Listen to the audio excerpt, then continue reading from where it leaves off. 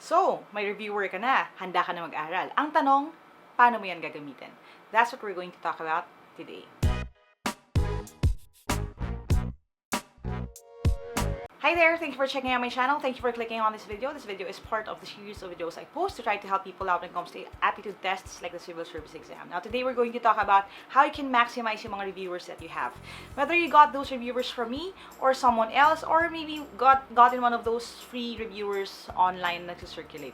Ang nagmamatter really is kung paano mo siya gagamitin. Now, if you're interested to get one of the reviewers that I made, you can go to www.facebook.com/Team Lyqa to find out how you can get yours. Now, let's talk about those reviewers. Number one thing I want you guys to learn is that you have to find credible sources.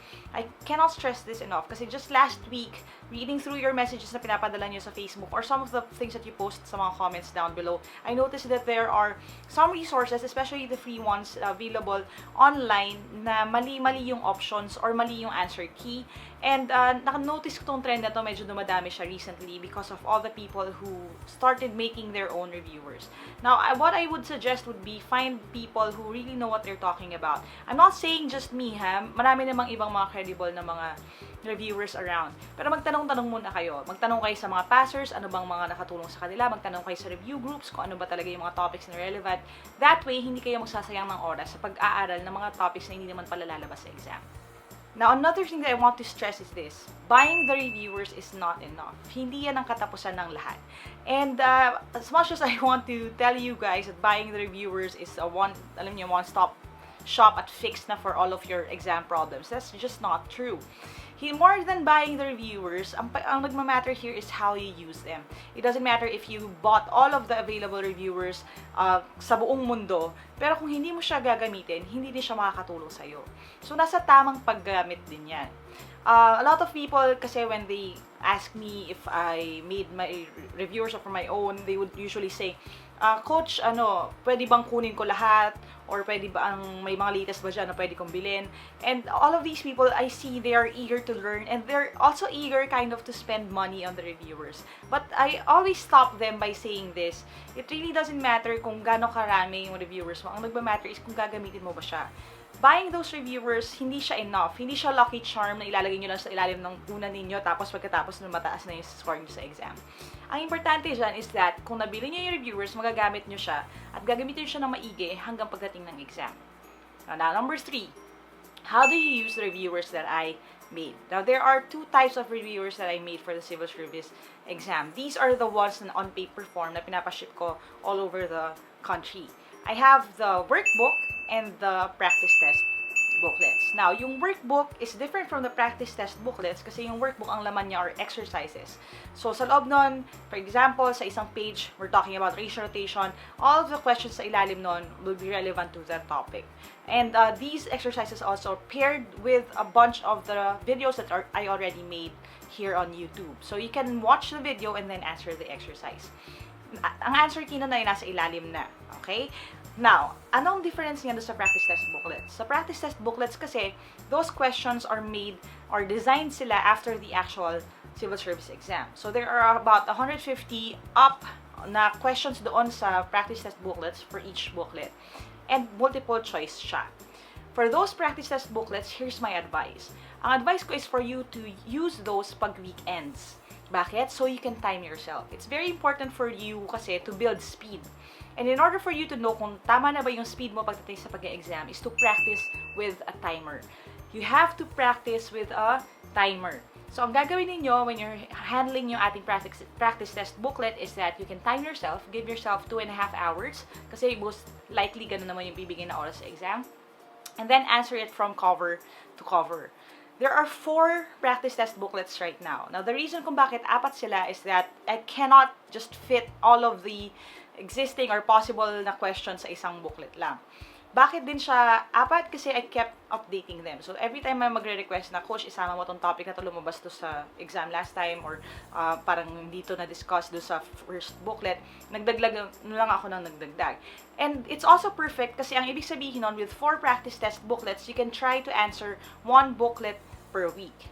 Now, I did talk to you guys about the study outline that I posted before, and if you want to watch the video to find out where you can get that study outline, you can go ahead and click here. Once you have the study outline, you would see the lessons that you can study within the week. Ang suggestion ko would be to watch all of those videos, study those lessons, and then kung meron silang exercises paired sa workbook, you can answer those in the workbook. And then sa Sabado, tuwing Sabado, you can time yourself, try to answer the practice test booklets that you have, orasan nyo ang sarili niyo, and then check your answers. Kung ano yung score ninyo dyan, make sure that you take note of it. And then, the next thing that you're going to do would be to watch the explainer videos. If you got the practice test booklets from me and you still don't have the explainer links, let me know right away so I can send those to you. Natapos ko na yung explainer videos for practice test booklets 1 to 4 sa civil service exam. Ano ibig sabihin nun? Every question na nandun sa practice test booklet, ay in-explain ko kung bakit yun ang sagot at kung paano yun makuha, especially sa math. I demonstrated that in a video. And so, ang gagawin ninyo would be, kung kaya nagkamali ako sa number 3, pupuntahan ko yung explainer video sa number 3, and then papanoorin ko kung paano siya i-solve, and then I would learn from that. Tapos, after that, what you could do would be take a break, siguro have lunch, and then in the afternoon, you can go back and try solving the practice test booklet again. And then, mark nyo yung inyong improvement.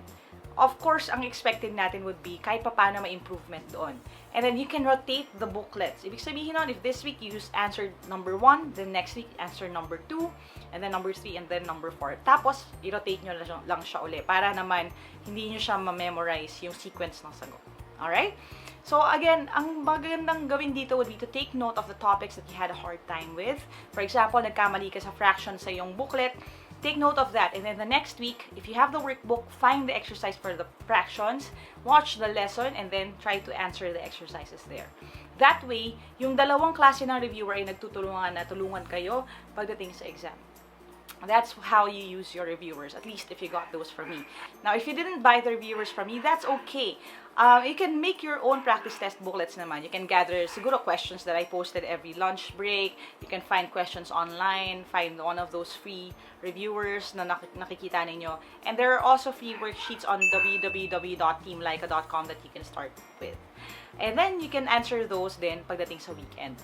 Ang rule of thumb ko is that ang distribution ng items would be 40 to 50 sa math and English, and then another 40 to 50 when it comes to logic or clerical operations if you're taking the sub-professional exam, and then about 10 to 20 when it comes to general information. So you can make your own, you can use the ones I made, you can use the ones other people made. Ang importanteng component here is that you time yourself, and then don't just stop with the score. Find out kung anong question ang nagkamali ka, go back and try to find out kung paano siya sagutan, and then try to answer it again. The key here is practice. The more you practice, the faster you get. And when it comes to the civil service exam, totoo naman, hindi problema masyadong difficulty ng tanong. The problem is with time. So, ibig sabihin nun, habang dumadalas na nagpa-practice ka, habang dumadalas na na-encounter mo yung mga ganitong certain types of problems, bumibilis din yung analysis mo and bumibilis din yung solving time mo when it comes to mental math. Kasi, pagdating sa civil service exam, walang calculators and you are under a strict time limit. Now, I hope that kind of helped you guys out. Again, it doesn't matter if you spent a dime on your reviewers. What matters here is how you use them. Every day then, if you don't know yet, I try to post at least one new question every day at around lunchtime, so 12 noon. You can go to www.facebook.com/teamlyqa to access all of those, including yung mga existing na post ko rin noon. You can go ahead and look for those so you can answer. I post the correct answer as a comment later sa day or the next day. As long as meron kayong mga questions na ganyan na nadadrill ninyo and you have interaction with other people who are also reviewing, that would help you a lot. The best thing about Team Lyqa is that it's a team, it's a community of learners, and so far, wala pa nangyayari this time na may nambuli ng nagkamali ng sagot. Ang nagmamatter, again, is that nagtutulungan kayo, you show your solutions to each other, and it always makes me so happy to see na kahit yung mga people who already passed before still help out the ones na nahihirapan pa ngayon. Yan kasi ang susi dito sa team. You learn more by teaching. And that's it. So, thank you guys for watching. And if you have any other questions related to civil service exam or kahit hindi, you can go ahead and comment down below or reach out to me. Again, www.facebook.com/teamlyqa. And I would love to hear back from you so I can answer your question in my next video. Thanks for watching, guys. Aja, kaya niyan. I'll see you in my next video and bye for now.